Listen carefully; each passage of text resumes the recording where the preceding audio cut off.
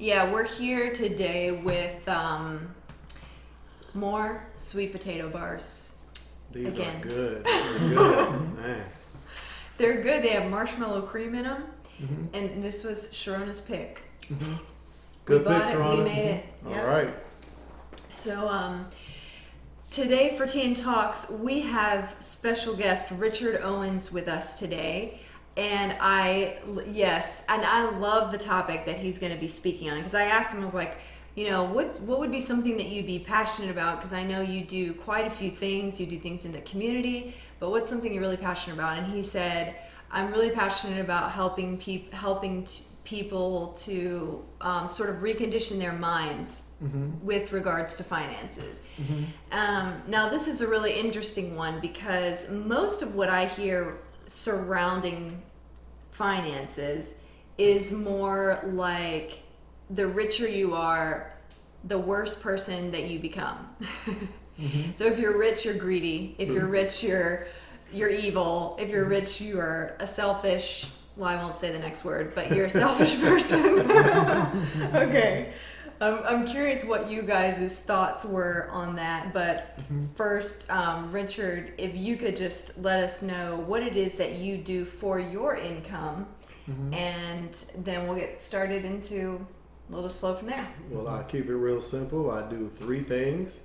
Excuse me. One is I'm an independent business owner at Total Life Changes.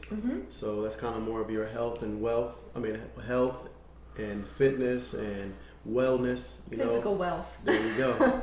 And then it has a compensation side. That's why I threw the wealth in there. Then the second thing I do is I run affordable landscape. So I do landscaping.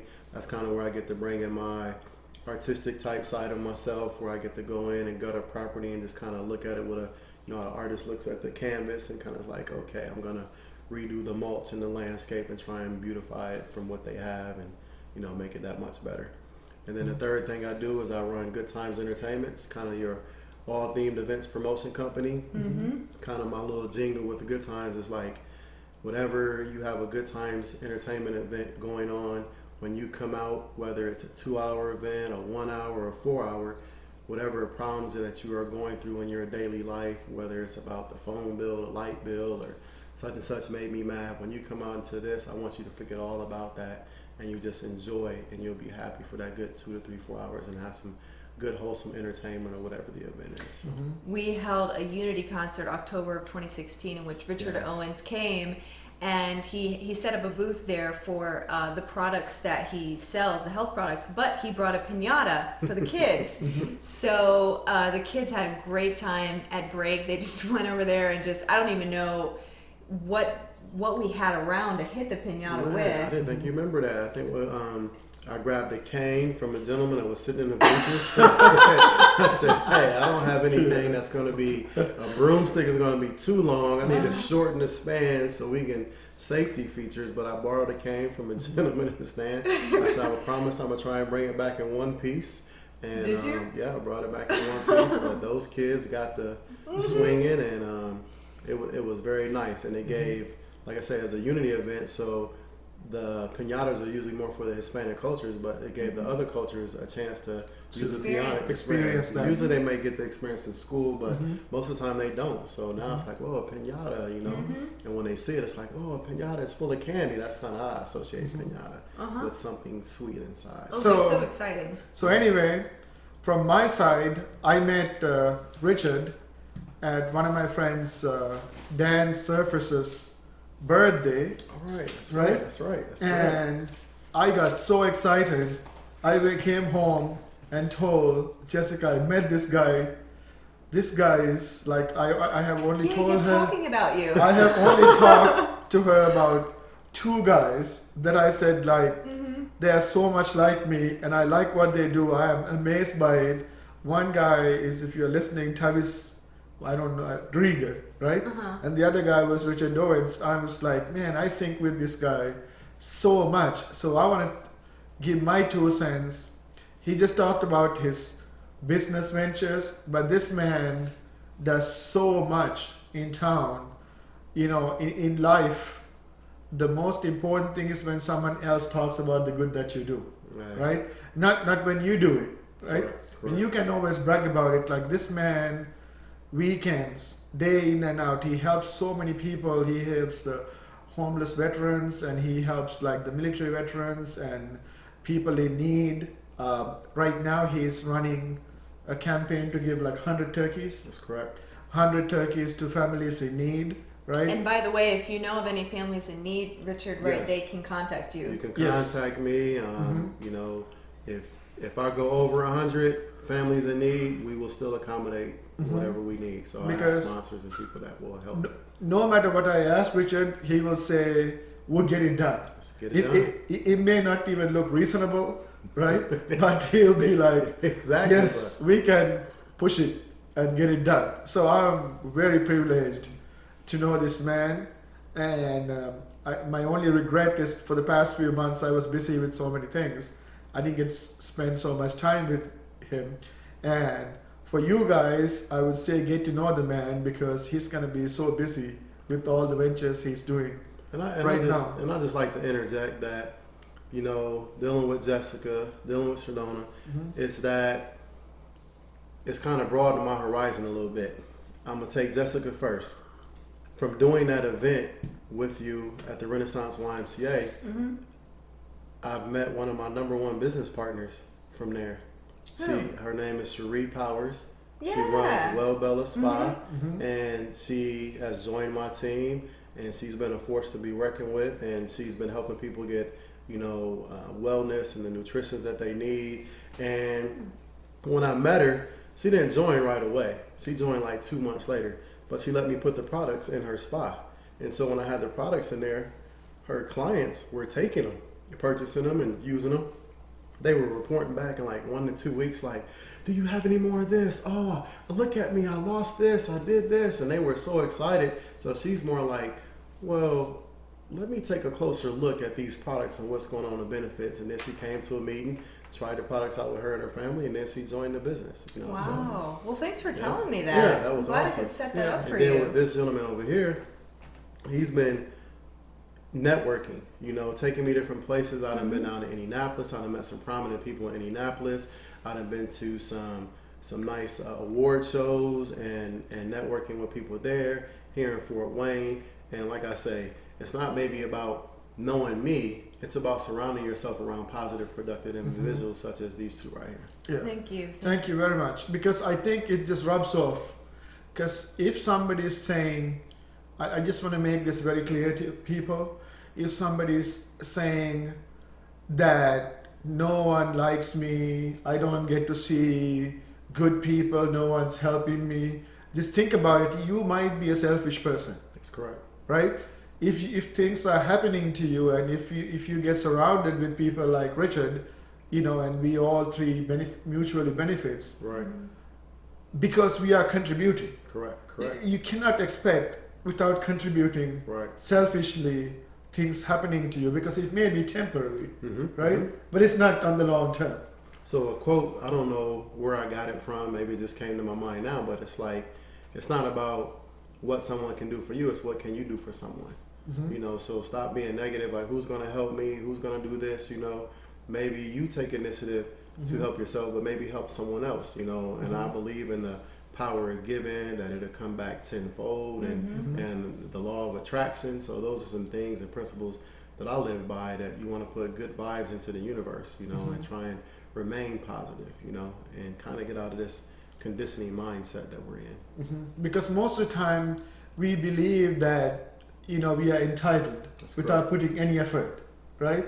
We need to be given that Right. stuff, but there's no investment, right? So even if you receive it, I don't think you'll notice it. That's right. Because like if someone tells you like, here's the winning combination for the lottery ticket, you're not going to say it. You'll be like, I don't think so.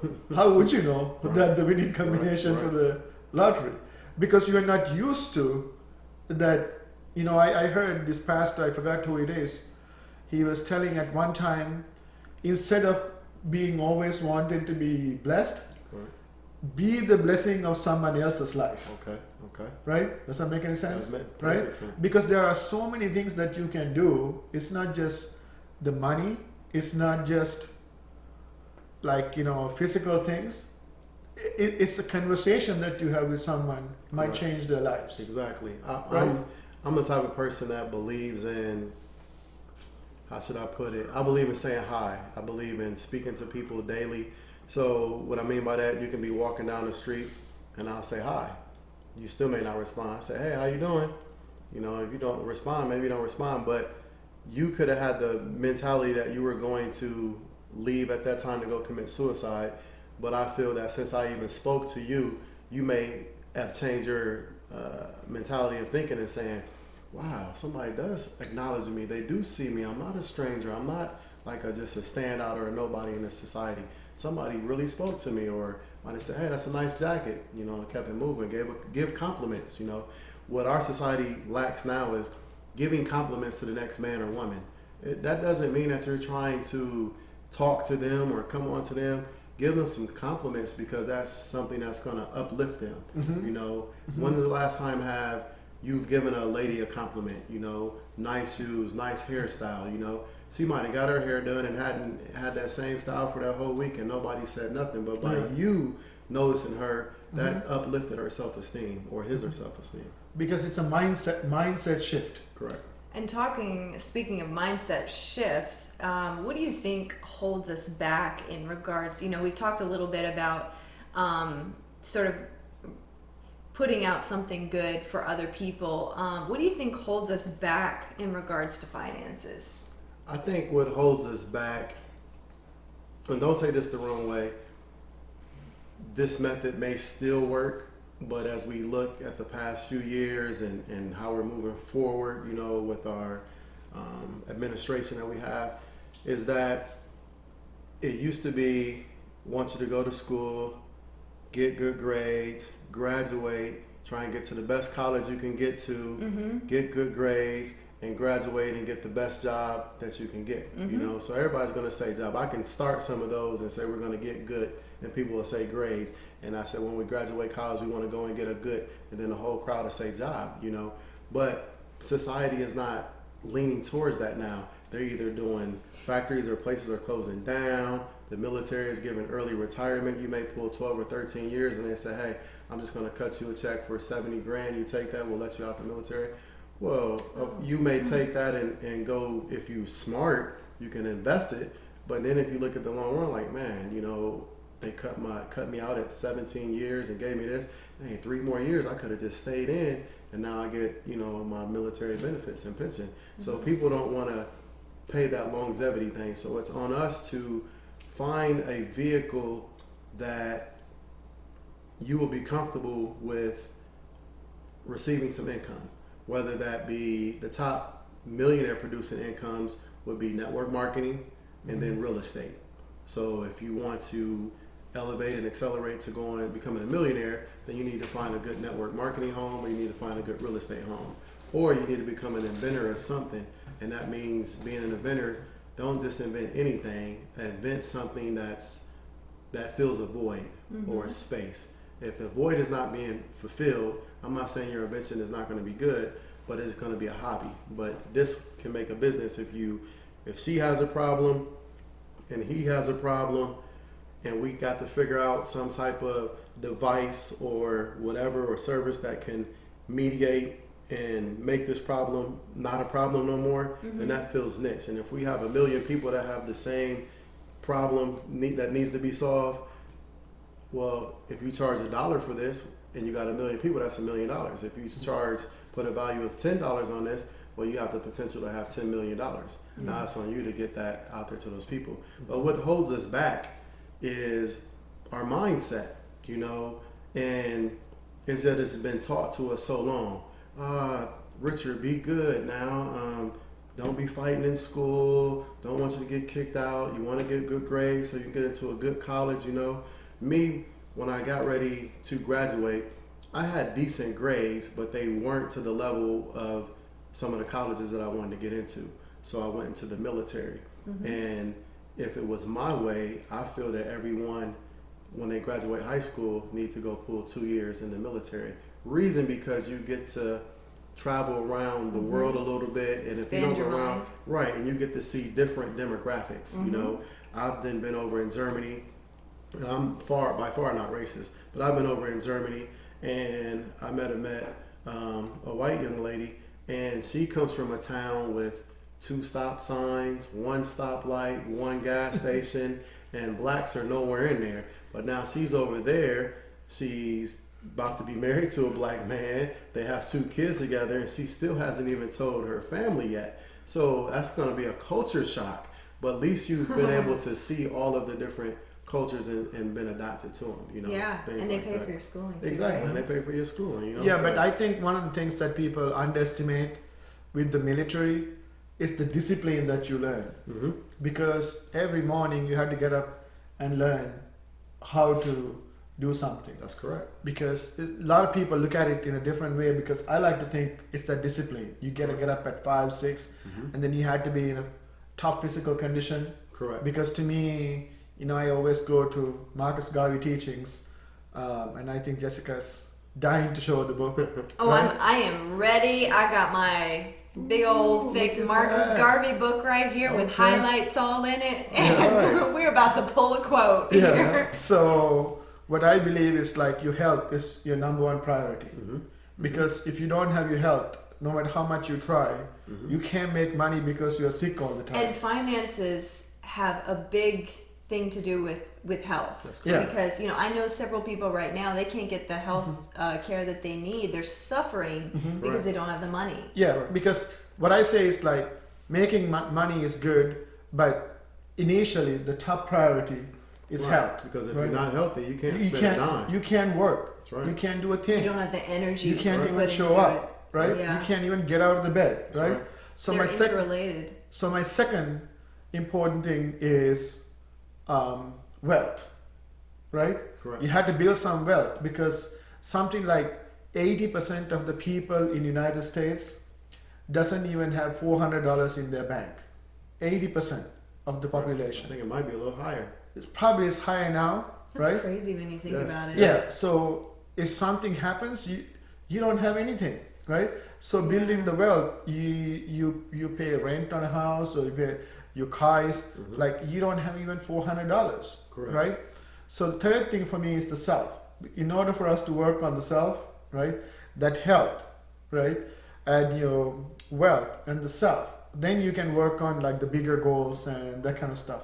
Wealth doesn't mean like, you know, you have to have $1 billion. Correct. Right? Correct. One of my friends told me one time, wealth means you are considered wealthy when you don't have to think about what you're spending.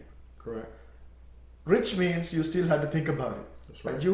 You have a lot of money, but if you're wealthy, let's say I want to go to Vegas tomorrow. Do I have to think about buying that ticket? If I have to think about it, Yeah. right, and say like, oh, I don't know about that, That's right. you are not wealthy, That's correct. right? Yeah. You are wealthy when you say like, yeah, I want to go to Vegas tomorrow and I'll pay for it. So she said the amount that you're wealthy is determined by your needs. So I want to elaborate on what you said. I don't want to be all over the board, but I'm going to try and point out 3 things.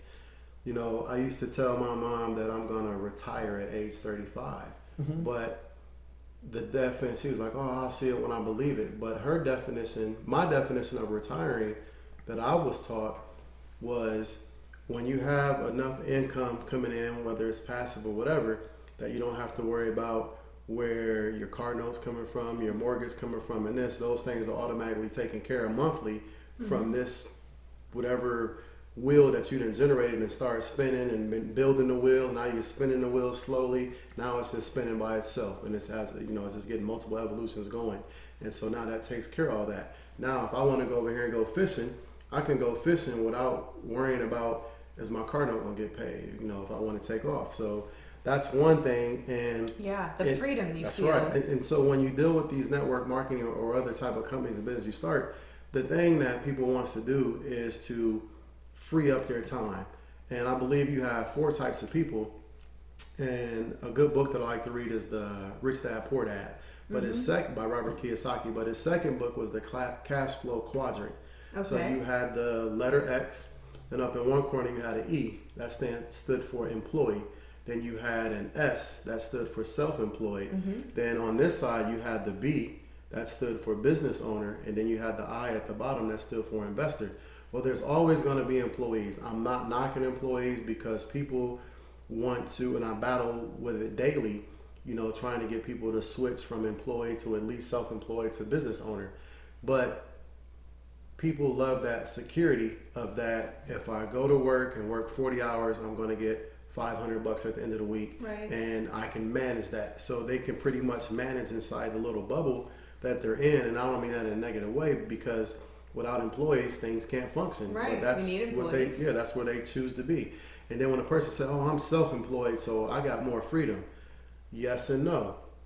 You just own this barbershop. That's true. Yes and no. That's a great answer. Right. You own this barbershop, and it's one chair barbershop, and it's just you. So you're cutting hair. Mm-hmm. So if you cut 100 haircuts this week at $20 a haircut, okay, you just made $2,000 this week. Well, if you sprain your wrist or break it and you got to be in a cast for 6 weeks, well, you're not making any money for the next 6 weeks because you're self-employed. But when you switch to the B side and take that to the business owner, okay, I'm self-employed still, but now I have a barbershop. Instead of my chair and my clients coming in, I have 10 chairs. And now I have 9 other people paying me a booth seat. So if they're paying me $200 a week in there, and I got 10 other people, so that's all essentially another $2,000. So if I don't work this week, I still have another $2,000 coming in for the 9 other barbers that are using that as a weekly rental. Putting your money to work. Putting your money to work. So that puts you to that business owner side. But when we all want to be is kind of where I want to be, is on the investor side, because I want to sit here like we are here now, but I want you to be a shark. I want to be a shark. I want this person to be a shark, and I want the audience to be out there, and I want to have a screen and we can see, or they come in like the Shark Tank and pitch us some business ideas and things, and we'll look and see and do the numbers, and I say, hey, I want to invest in that, and we sell ourselves, There's a good book that was written, I think by Robert Kiyosaki and I think Donald Trump. Okay. This is called Why We Want You to Be Rich. Okay. Because when you're rich, the money circulates, right? So I don't know if it's wealthy or rich, but the thing is, like, a lot of people don't understand. That's right. Right? Because what people think, I want you to elaborate on this thing, right? A lot of people sometimes say like, oh, money is bad and that kind of stuff, right? But my question is like, how do you get all these things paid? Right? When you're delivering a turkey or giving somebody a blessing, right? Because people say money's not the key to happiness. Yeah, last year, right? Of money that I made, I gave 80% of it away. Okay. 80% of my money was gone for helping somebody else. You get a right? receipt, you got a receipt, right? Yeah. It's taxable purposes, right? But the thing is like, so what about, that? Because I was not having a good time. In fact, from when I started having some money coming in, I didn't even spend it till like several months later. Correct. Because I was thinking like, I need to help this person, I need to help that person, let me help that. So a lot of times people think like, oh yeah, when the money comes in, I will act the fool. You might, because that might be your personality, but not everybody does. Money is not a bad thing.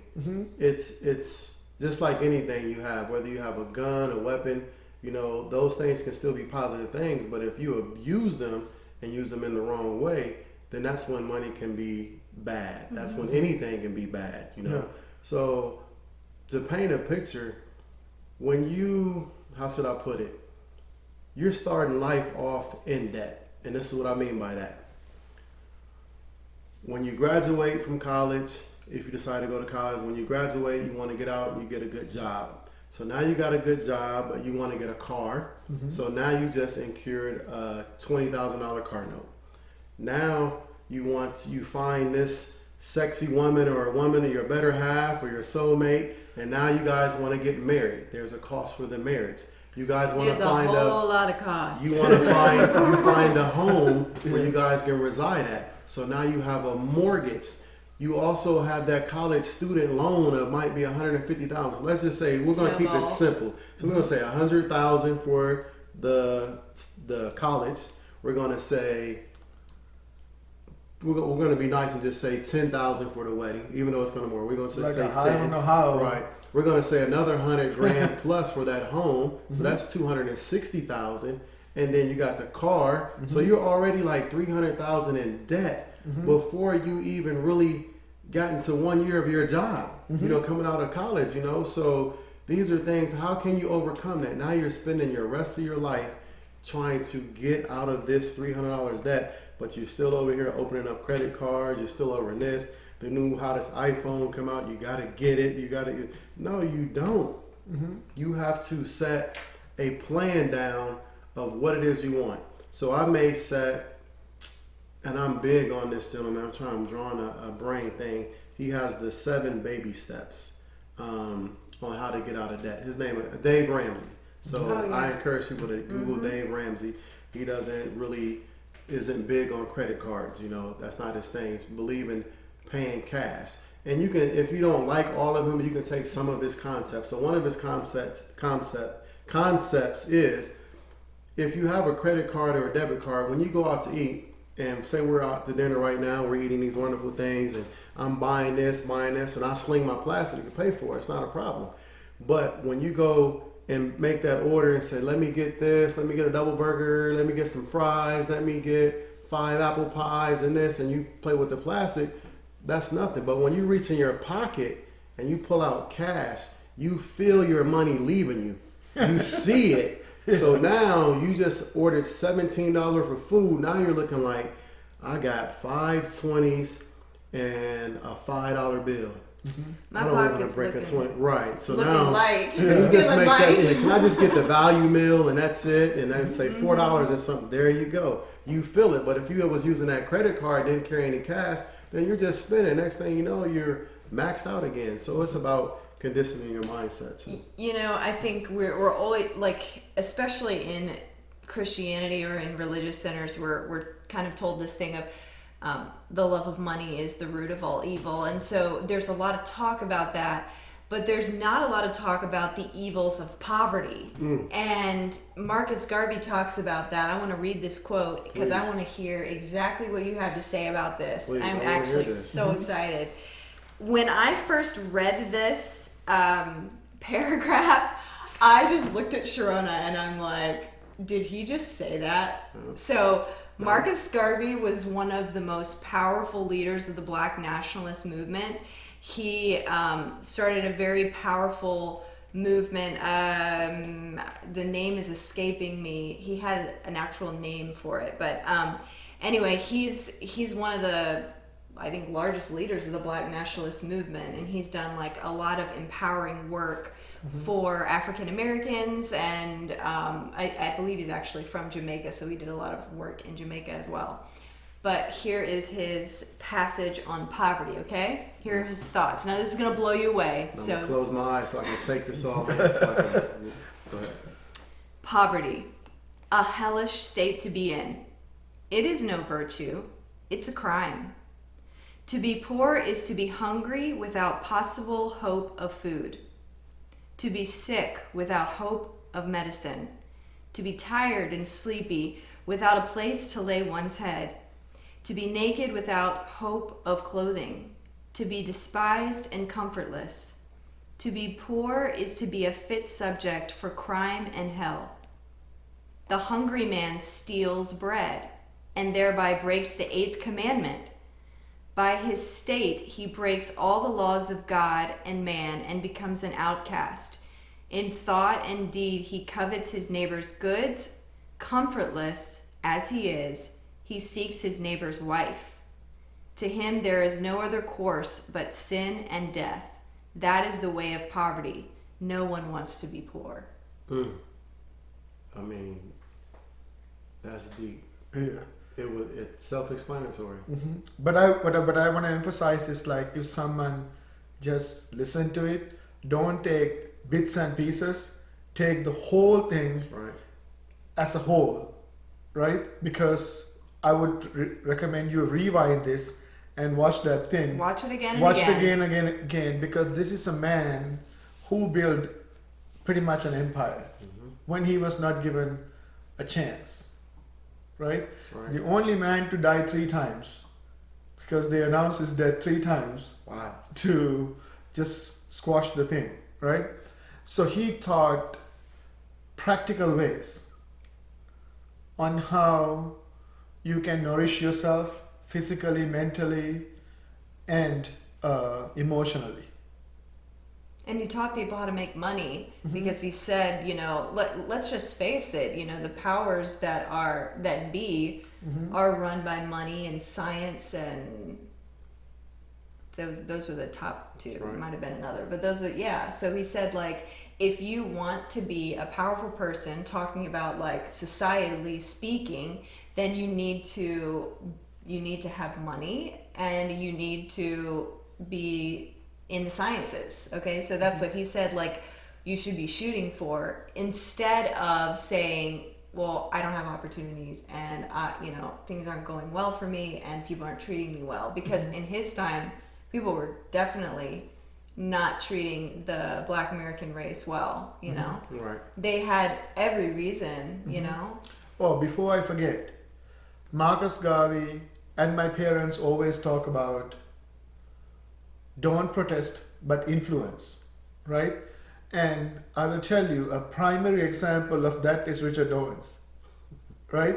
He's not going around the streets holding a sign and that kind of stuff. There is no influence in that. No. What he's doing is like he's setting up a positive role model of people who would want to look at him and say, like, I want to be like that. Yeah, and say, like, they don't say, I don't want to be like that him, but be like him. I want to be like him.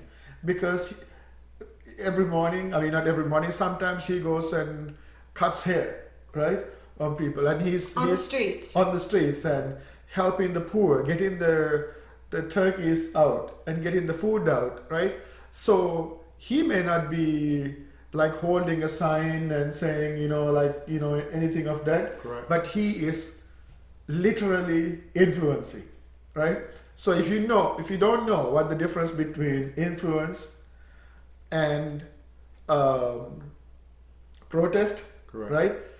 Go to his Facebook page and see all the work that he's doing. That doesn't mean, he's not